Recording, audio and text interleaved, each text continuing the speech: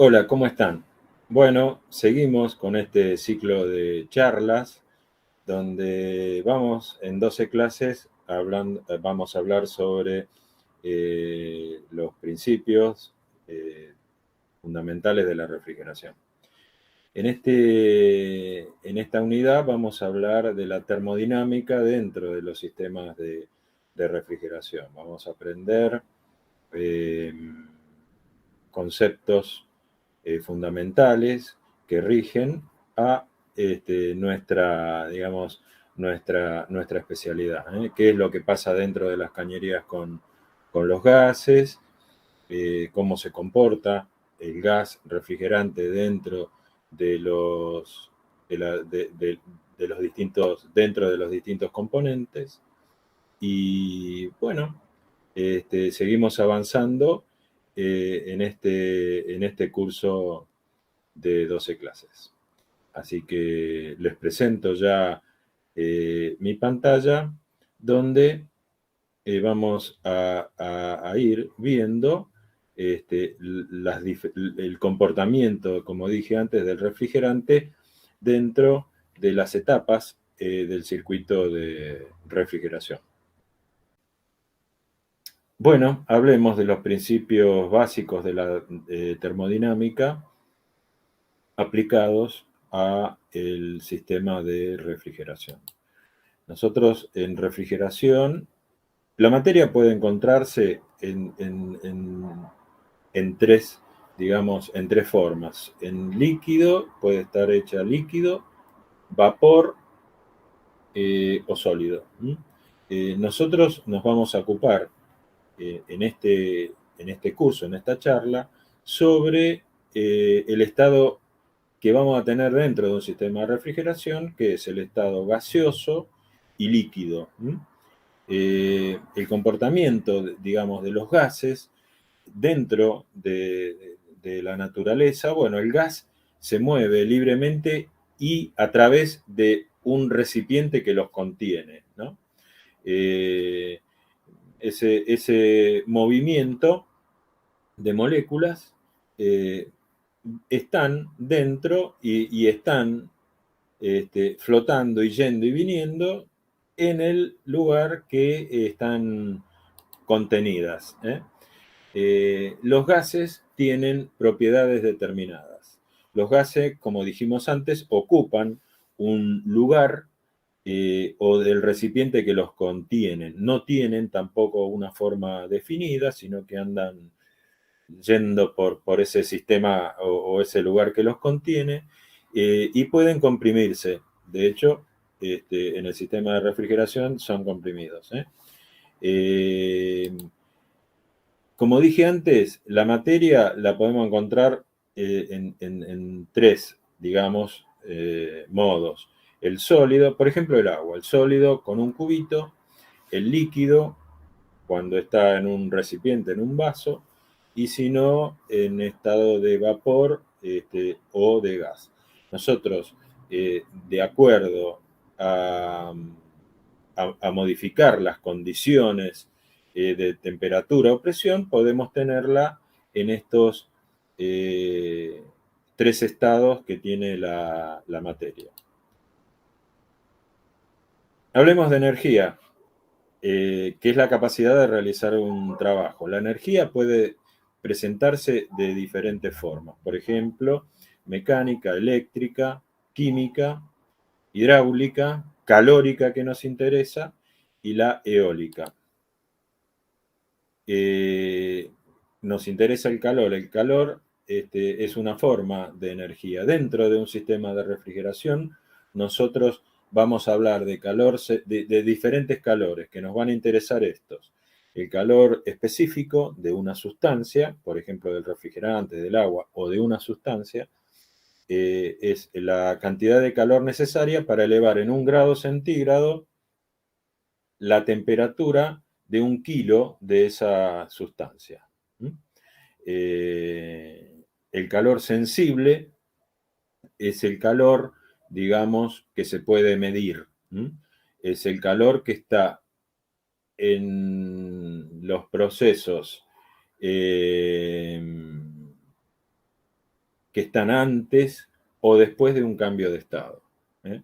Después tenemos el calor latente, que después lo vamos a ver, donde los tenemos dentro de nuestro sistema de refrigeración, que ese calor es el calor necesario como para cambiar de estado a una determinada porción de materia. También es el calor que está presente dentro de un cambio de estado. Acá vemos un gráfico con los estados de la materia. Tomamos el agua, que obviamente por debajo de 0 grados está el agua en estado sólido, los cubitos que nosotros tenemos en la heladera. Luego, ¿qué pasa si lo sacamos? Bueno, se empieza a descongelar, digamos, por encima del 0 grado, se empieza a descongelar y pasa del estado sólido al líquido. Ahí hay un estado que se dice fusión, cuando pasa de sólido a líquido.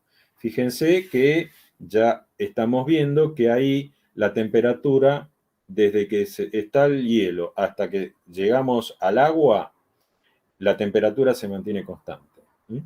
Después pasamos al estado líquido. Ahí el agua está en este estado y si nosotros esa agua la calentamos en la cocina, ¿qué pasa?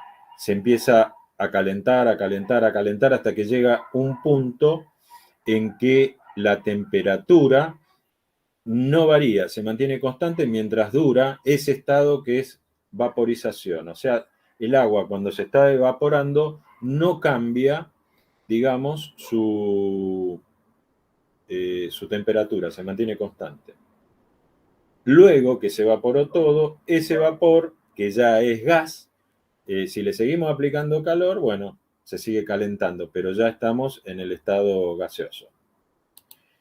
El calor podemos decir que se transmite de 3 maneras diferentes. Por ejemplo, como se ve en el gráfico, ahí tenemos una serpentina de calefacción que se transmite por conducción cuando entra digamos, a nuestro sistema donde se está digamos, transmitiendo el calor en una serpentina, en un radiador. Ahí lo tenemos por conducción. Después por radiación, si lo tocamos, digamos, o acercamos nuestras manos, tenemos la radiación, y si no la convección, que es cuando, por ejemplo, el aire es lamido, pasa a través de esa serpentina que está caliente y sale caliente. O sea, tenemos 3 maneras entonces: conducción, convección y radiación. Dentro del circuito o el ciclo de refrigeración, nosotros vamos a ver que tenemos estos componentes, que es un compresor, un condensador, un dispositivo o elemento de expansión y un evaporador, que son los que forman parte del sistema de refrigeración, y es el que conocemos como el ciclo de vapor-compresión. Dentro del sistema vamos a ver que tenemos los elementos, y tenemos una línea de líquido que va desde la salida del condensador hasta la entrada al evaporador, donde está el elemento de expansión, y ahí tenemos un proceso o el líquido que cuando sale del condensador se sigue subenfriando. Entra al evaporador, como sabemos y ya vimos, hay un lado de alta y de baja, sale del evaporador, está la línea de succión que va al compresor, y ahí tenemos vapor sobrecalentado. O sea, el refrigerante, cuando salió del evaporador y va hasta el compresor, sigue, digamos, absorbiendo calor y sigue sobrecalentándose. Por eso las cañerías, por ejemplo, de refrigeración que vuelven al compresor, en un sistema de refrigeración se aíslan. Y cuando hablamos de un sistema de aire acondicionado, se aíslan las dos, porque cuando salimos de la unidad exterior, la unidad condensadora, es evaporador. Entonces las dos tienen que estar aisladas. Una cosa importante también que vamos a recordar, que la temperatura a la que es sometida el refrigerante se evapora o se condensa, y esa temperatura, como sabemos, temperatura y presión van de la mano. Por lo tanto, regulando esa presión dentro del sistema de refrigeración, podemos controlar las temperaturas a la cual el refrigerante se va a evaporar y se va a condensar. Con esto vamos a terminar esta charla por hoy y seguramente seguiremos el jueves que viene abordando algo más. Tengamos en cuenta estas clases que vamos teniendo, porque a medida que vayan pasando, vamos a meternos más en profundidad en los temas que tienen que ver con la refrigeración. Nos vemos el jueves próximo y gracias por venir.